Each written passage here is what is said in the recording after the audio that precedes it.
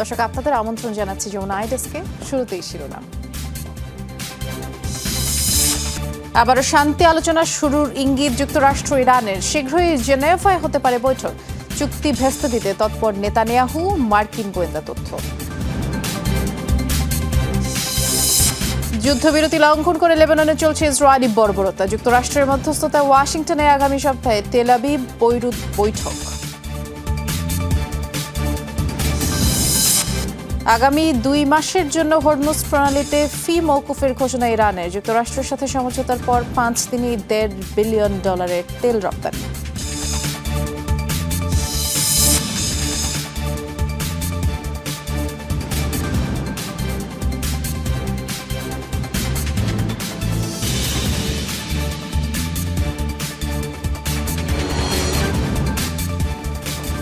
শিরোনামগুলো শুনছিলেন, নুসরাত বৃষ্টি আপনাদের সাথে আছে। হিজবুল্লাহ ইসরায়েল যুদ্ধবিরতির পর আবারও যুক্তরাষ্ট্র ইরান চূড়ান্ত আলোচনা শুরুর সম্ভাবনা জেগেছে। ইতিবাচক মনোভাব দেখিয়েছে দুপক্ষই।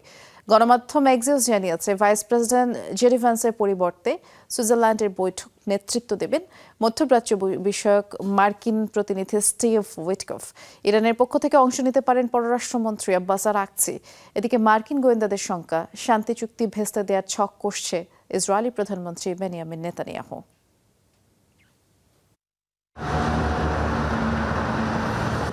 লেবাননে ইসরায়েলি আগ্রাসন বন্ধ না হওয়ায় সুইজারল্যান্ডে শুক্রবারের বৈঠক বাতিল করে ইরান। আলোচনার পরিকল্পনা চূড়ান্ত না হওয়ার কারণ দেখিয়ে সুইজারল্যান্ড সফর স্থগিত করেন মার্কিন ভাইস প্রেসিডেন্ট জেডি ভ্যান্সও। ফলে চূড়ান্ত চুক্তির আলোচনা নিয়ে তৈরি হয় অনিশ্চয়তা। পাল্টাপাল্টি অবস্থানের একদিন পরই অবশ্য নমনীয় দুপক্ষই। যুক্তরাষ্ট্র, হিজবুল ও ইসরায়েলের মধ্যে যুদ্ধবিরতির ঘোষণা দেওয়ার পর পুনরায় আলোচনা শুরুর আগ্রহ দেখিয়েছে ইরান। যদিও ইসরায়েলকে থামাতে ট্রাম্প প্রশাসনকে আরও দায়িত্বশীল হওয়ার পরামর্শ দিয়েছে দেশটি। ধারণা করা হচ্ছে পার্লামেন্টের স্পিকার বাঘের কালিবাফের পরিবর্তে আলোচনায় নেতৃত্ব দেবেন ইরানের পররাষ্ট্রমন্ত্রী। সুইজারল্যান্ডে যাওয়ার আগে কায়রোয় মিশর, পাকিস্তান ও সৌদি আরবের প্রতিনিধিদের সাথে ইরানের আলোচকদের বৈঠক হওয়ার কথা রয়েছে।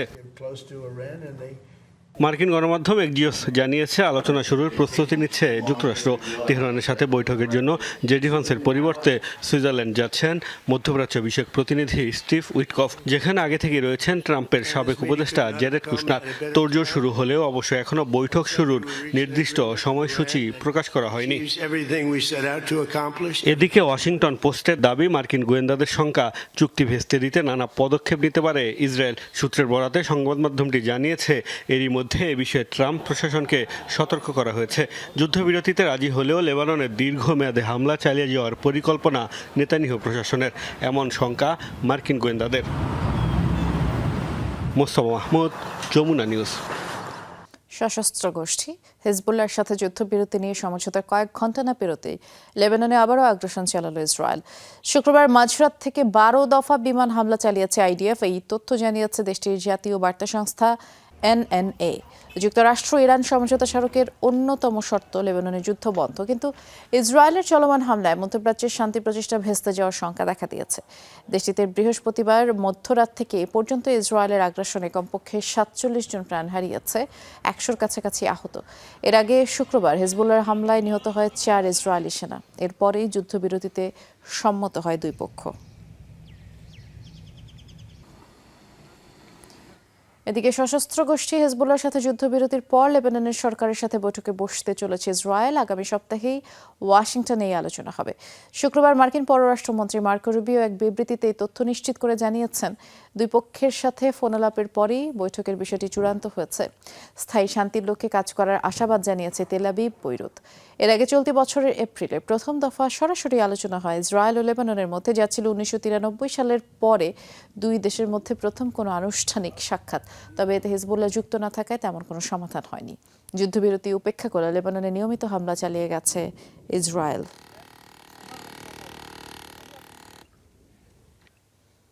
60 দিনের জন্য হরমুজ প্রণালীতে জাহাজ চলাচলের ফি মওকুফের সিদ্ধান্ত নিয়েছে ইরান। শুক্রবার এই ঘোষণা দিয়েছে দেশটি। এক বিবৃতিতে তারা জানায়, যুক্তরাষ্ট্রের সাথে সই হওয়া সমঝোতা স্মারকের আওতায় আগামী 60 দিন এই জলপথ পাড়ি দেওয়ার জন্য কোনো ফি নেওয়া হবে না, তবে হরমুজ পাড়ি দিতে হলে অন্তত 48 ঘন্টা আগে তেহরানের কাছে ট্রানজিট চেয়ে অনুরোধ পাঠাতে হবে আর মেনে চলতে হবে নির্ধারিত নিয়মকানুন। বিবৃতিতে বলা হয়েছে, জলপথটির কিছু অংশে মাইন থাকায় নিরাপদ চলাচল নিশ্চিত করতে আগে থেকেই তেহরানের সাথে সমন্বয় করে রুট ও সময়সূচি নির্ধারণ করে নিতে হবে।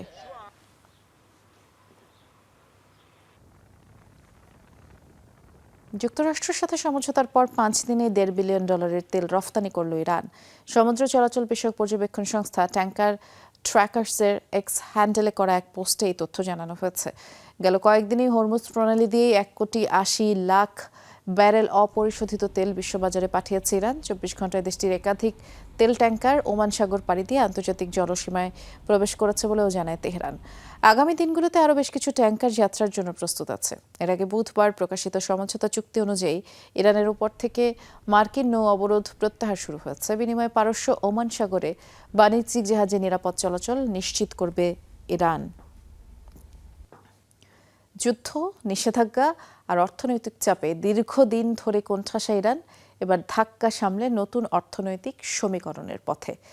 বিশ্লেষণ বলছে, উৎপাদন ও রপ্তানি পূর্ণ সক্ষমতায় ফিরলে বছরে শুধু তেল বেচেই $105 বিলিয়ন বেশি আয় করতে পারবে তেহরান। পাশাপাশি ভবিষ্যতে হরমুজ প্রণালীতে ট্রানজিট ফি বা টোল ব্যবস্থা চালু করা হলে আয় আরও কয়েক বিলিয়ন ডলার বেড়ে যাবে। দীর্ঘদিনের নিষেধাজ্ঞা, আঞ্চলিক সংঘাতে অর্থনৈতিক চাপে থাকা ইরানের নতুন আশার আলো। যুক্তরাষ্ট্রের সাথে সমঝোতার পর অর্থনৈতিক পুনরুদ্ধারের নতুন হিসাব কষছে তারা। মানি কন্ট্রোলের একটি বিশ্লেষণ অনুযায়ী বর্তমানে ওপেক মূল্য ধরে দৈনিক প্রায় 35 লাখ ব্যারেল তেল উৎপাদন করতে পারলে যুদ্ধ পূর্ববর্তী দাম হলেও দৈনিক আয় দাঁড়াবে $289 মিলিয়ন। পূর্ণমাত্রা তেল রপ্তানি করলে বছরে $105 বিলিয়ন বেশি আয় করতে পারবে, যাতে অবকাঠামো উন্নয়নের পাশাপাশি শক্তিশালী হবে বৈদেশিক মুদ্রার রিজার্ভ। তবে তেহরানের নজর শুধু তেল বিক্রিতেই নয়, হরমুজ প্রণালী ব্যবহারকারী জাহাজের ওপর টোল আরোপের পরিকল্পনাও বিবেচনায় রাখছে। মধ্যপ্রাচ্যের ভূ রাজনীতির কেন্দ্রবিন্দুতে থাকা হরমুজ প্রণালী ইরানের জন্য হয়ে উঠতে পারে এক বিশাল আয়ের উৎস। বর্তমানে সুয়েজ খাল থেকে মিশরের দৈনিক আয় প্রায় $20 মিলিয়ন। সুয়েজ খালের সমপর্যায়ের ফি আদায় করা গেলে সব মিলিয়ে হরমুজ থেকেই ইরানের অংশে প্রায় $4 মিলিয়ন পর্যন্ত আয় হতে পারে। বিশ্বের প্রায় 20% তেল এবং 25% LNG হরমুজ দিয়েই পরিবাহিত হয়। মাহমুদ সাকিব, যমুনা নিউজ। গাজায় যুদ্ধবিরতির পরও গড়ে প্রতিদিন একটি শিশুকে হত্যা করছে ইসরায়েল। জাতিসংঘের শিশু বিষয়ক সংস্থা ইউনিসেফ এই তথ্য জানিয়েছে। শুক্রবার প্রকাশিত এক প্রতিবেদনে সংস্থাটি জানায়, 2025 সালের অক্টোবরে যুদ্ধবিরতি ঘোষণার পর এখন পর্যন্ত 265 জন ফিলিস্তিনি শিশুকে হত্যা করেছে ইসরায়েল। অবরুদ্ধ গাজা উপত্যকায় এখনও আগ্রাসন অব্যাহত রয়েছে। সংস্থাটি আরও জানিয়েছে, যুদ্ধবিরতি আসলে কাগজে কলমেই সীমাবদ্ধ। নিজ বাড়ি, স্কুল কিংবা খেলার মাঠেও হামলার শিকার হয়েছে এসব শিশুরা। নিহতের পাশাপাশি আহত শিশুর সংখ্যাও কম নয়। অঙ্গহানির শিকার হয়ে মৃত্যুর ঝুঁকিতে 4 শতাধিক শিশু। সমালোচনার একদিন পর ইসরায়েল ও নেতানিয়াহুকে এবার প্রশংসায় ভাসালেন মার্কিন প্রেসিডেন্ট ডোনাল্ড ট্রাম্প। স্থানীয় সময় শুক্রবার মেরিল্যান্ডে দেয়া বক্তব্যে নেতানিয়াহুকে যোদ্ধা বলে আখ্যা দেন তিনি। বলেন, ইসরায়েলের সাথে তার সম্পর্ক অসাধারণ। We fought very well with Israel. যুদ্ধে আমরা ইসরায়েলের সাথে কাঁধে কাঁধ মিলিয়ে লড়েছি। আমাদের সম্পর্ক খুবই ভালো। বিবি নেতানিয়াহু একজন যোদ্ধা। তিনি যা করেছেন তার জন্য তাকে প্রাপ্য স্বীকৃতি দেওয়া উচিত। সামগ্রিকভাবে ইসরায়েলের সবার সাথেই আমার সুসম্পর্ক রয়েছে। এয়ারফোর্স ওয়ান বহরে যুক্ত হতে প্রস্তুত পৃথিবীর সবচেয়ে বিলাসবহুল বিমান। কাতারের রাজ পরিবারের দেয়া বোয়িং 7478 মডেলের উড়োযানটির মূল্য $480 মিলিয়ন, যা বাংলাদেশি মুদ্রায় 5,500 কোটি টাকার বেশি। বাথরুম সহ অন্তঃসজ্জার সর্বত্র রয়েছে 24 ক্যারেট স্বর্ণের কারুকাজ। আকারে যেমন বিশাল, অন্দরেও রাজকীয় নকশা। নিরাপত্তা ব্যবস্থার দিক থেকেও সুরক্ষিত এক দুর্গও বলা যায়। এবার মার্কিন প্রেসিডেন্টের বিমানবহরে যুক্ত হতে যাচ্ছে বিলাসবহুল বোয়িং 7478। পৃথিবীর সবচেয়ে বিলাসবহুল এই জেটের বাজার দর $480 মিলিয়ন, অর্থাৎ বাংলাদেশি টাকায় 5,668 কোটি টাকা। গেল বছরের মে মাসে এটি ডোনাল্ড ট্রাম্পকে উপহার দিয়েছিল কাতারের রাজপরিবার। কিছু সংস্কারের পর বিমানটি প্রস্তুত মার্কিন প্রেসিডেন্টকে বহনে। This is a brand new hangar because, as you probably have learned, আমি কাতারের আমিরকে বিশেষভাবে ধন্যবাদ জানাতে চাই। তিনি একজন অসাধারণ মানুষ। গত কয়েক মাসে তাকে অনেক কঠিন পরিস্থিতির মধ্য দিয়ে যেতে হয়েছে, কিন্তু তিনি অত্যন্ত সাহসিকতার পরিচয় দিয়েছেন। We land and then বিলাসিতার কোনো কমতিই নেই এই উড়োজানে। কি নেই এতে? বাথরুমের ফিটিংস থেকে শুরু করে সিট বেল্ট সবকিছুতেই রয়েছে 24 ক্যারেটের স্বর্ণের রাজকীয় প্রলেপ। 7 স্টার হোটেলের মতো নিখুঁত কারুকাজে সাজানো বিমানের অন্দরমহল। দীর্ঘ ভ্রমণের ক্লান্তি দূর করতে রয়েছে উন্নত মানের থিয়েটার ও বিনোদন ব্যবস্থা। আকাশে বসে বিশ্ব নেতাদের সাথে বৈঠকের জন্য রয়েছে হাইটেক কনফারেন্স রুম। সেই সাথে রয়েছে 5 তারকা মানের রান্নাঘর। difference in size, it's like virtual. এই বিমানের কারুকাজ এমন যে নিজের চোখে না দেখলে আপনি বিশ্বাসই করতে পারবেন না। এর কাঠ, ভেতরের অন্যান্য জিনিস থেকে শুরু করে সবকিছুই অসাধারণ। বিশেষ করে এর ইঞ্জিনগুলো পৃথিবীর সেরা এবং নিখুঁত, যার কোনো তুলনাই হয় না। এমন একটি বিমান পাওয়া সত্যিই সম্মানের। Ridiculous out there. অবশ্য শুরু থেকে এই উপহার নিয়ে সমালোচনার ঝড় বইছে যুক্তরাষ্ট্রে। কোনো মার্কিন প্রেসিডেন্টই ব্যক্তিগতভাবে $480 বেশি মূল্যের উপহার গ্রহণ করতে পারেন না। সেখানে 480 মিলিয়নের উপহার রীতিমতো মার্কিন সংবিধানের পরিপন্থী। তবে বৈধ উপায়ে বিমানটি গ্রহণ করা হয়েছে বলে দাবি বর্তমান প্রশাসনের। প্রেসিডেন্ট ট্রাম্পের মেয়াদ শেষ হলে তার প্রেসিডেন্সি লাইব্রেরিতে দান করতে হবে বিমানটি। মাহমুদ সাকিব, যমুনা নিউজ। চলতি বছরই তুরস্ক চীন সফরে যাবেন মার্কিন প্রেসিডেন্ট ডোনাল্ড ট্রাম্প। শুক্রবার মেরিল্যান্ডের এক অনুষ্ঠানে নিজেই এই ঘোষণা দিয়েছেন। চীনা প্রেসিডেন্ট শি জিনপিং এর প্রশংসাও করেন Trump. We'll be going to Turkey, we'll be going. সামনে আমাদের বেশ কিছু সফর রয়েছে। তুরস্কে যাচ্ছি, চলতি বছরে আবার চীনে যাব, বেইজিং এর একটি বড় সম্মেলনে যোগ দিতে যাব। আগামী সেপ্টেম্বরে প্রেসিডেন্ট শি জিনপিং যুক্তরাষ্ট্রে আসছেন। চীনকে ধন্যবাদ জানাতে চাই। প্রেসিডেন্ট শিকে অনুরোধ করেছিলাম তারা যেন ইরানের বিষয়ে হস্তক্ষেপ না করে। তিনি কথা রেখেছেন এবং ইরান সংকটে জড়াননি। বিষয়টি সত্যি চমৎকার ছিল। আমি তার প্রশংসা করি। 50% of their তৃণমূল কংগ্রেস আর বিজেপি কর্মীদের মারামারিকে কেন্দ্র করে তুলকালাম কাণ্ড ঘটল কলকাতা সুভাষচন্দ্র বোস আন্তর্জাতিক বিমানবন্দরে। দিল্লি থেকে তৃণমূলের সাধারণ সম্পাদক অভিষেক ব্যানার্জির বিমানবন্দরে পৌঁছানোর কথা ছিল এবং তাকে স্বাগত জানাতে কর্মী সমর্থকরা জড়ো হন। পাল্টা অবস্থান নেয় বিজেপি কর্মীরাও। তৃণমূলের অভিযোগ, অভিষেকের উপর হামলার লক্ষ্যেই বিজেপির কর্মীরা বিমানবন্দর এলাকায় অস্ত্র নিয়ে প্রবেশ করে।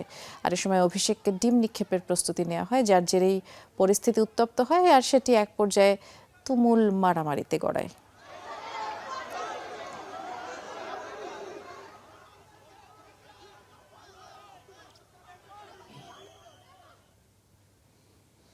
G7 সম্মেলনে ইতালির প্রধানমন্ত্রী জর্জিয়া মেলোনি তার সাথে ছবি তুলতে অনুনয় বিনয় করেছেন বলে দাবি করেছেন মার্কিন প্রেসিডেন্ট ডোনাল্ড ট্রাম্প।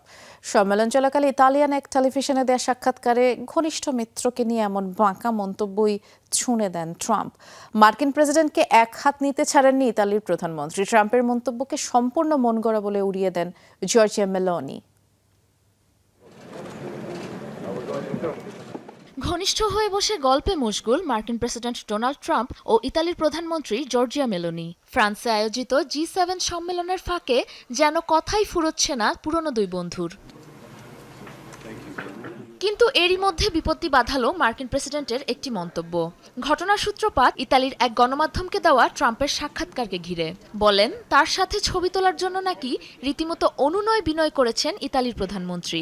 আগ্রহ না থাকলেও মেলোনির জোড়াজুড়িতেই বাধ্য হয়ে ছবি তোলার কথা জানান ট্রাম্প। এমনকি দাবি করেন সম্মেলনে অনিচ্ছা সত্ত্বেও কথা বলেন ইতালির প্রধানমন্ত্রীর সাথে।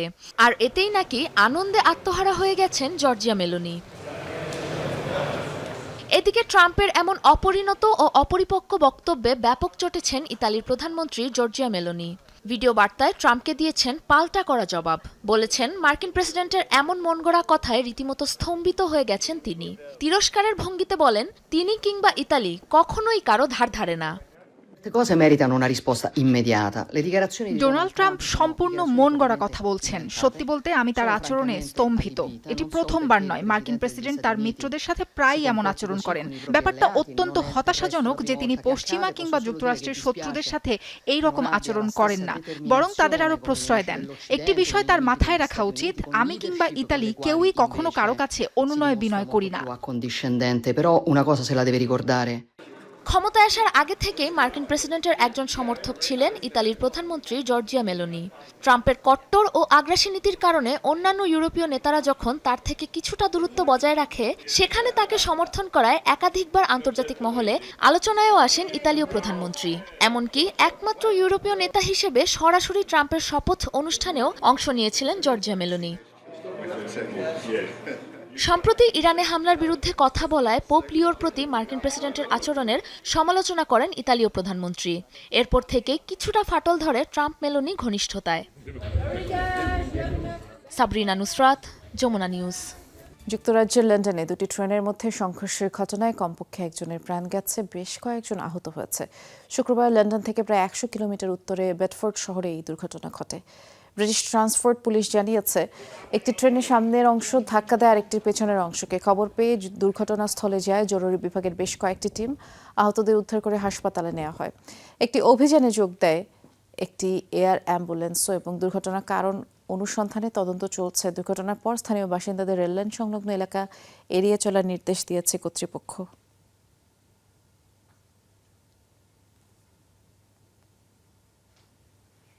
ডোমিনিকান রিপাবলিকে ভয়াবহ অগ্নিকাণ্ডের শিকার একটি বিলাসবহুল হোটেল। জনপ্রিয় সমুদ্র সৈকত বায়াহিভে এই দুর্ঘটনা ঘটেছে। ড্রোনে ধারণ করা ভিডিওতে আগুনের ভয়াবহতা ধরা পড়ে। অগ্নিদগ্ধ হয়ে একজন পর্যটক মারা গেছেন। ইতালির ওই নাগরিকের বয়স 46 বছর। দগ্ধ আহত 3 জনকে হাসপাতালে নেওয়া হয়েছে। হোটেল কর্তৃপক্ষ জানিয়েছে, প্রায় 1700 অতিথিকে হোটেল থেকে নিরাপদ স্থানে সরিয়ে নেওয়া হয়েছে। ব্যাপক ক্ষয়ক্ষতির শিকার হোটেল ভবনটি। অনেক অতিথির মালামালও পুড়ে গেছে। দীর্ঘ চেষ্টায়ও নিয়ন্ত্রণে আনা সম্ভব হয়নি আগুন, এবং অগ্নিকাণ্ডের সূত্রপাত সম্পর্কে এখনও জানা যায়নি। পরবর্তীতে অনেক চেষ্টার পরে আগুন নিয়ন্ত্রণে আনা হয় এবং এর কারণ খতিয়ে দেখা হচ্ছে।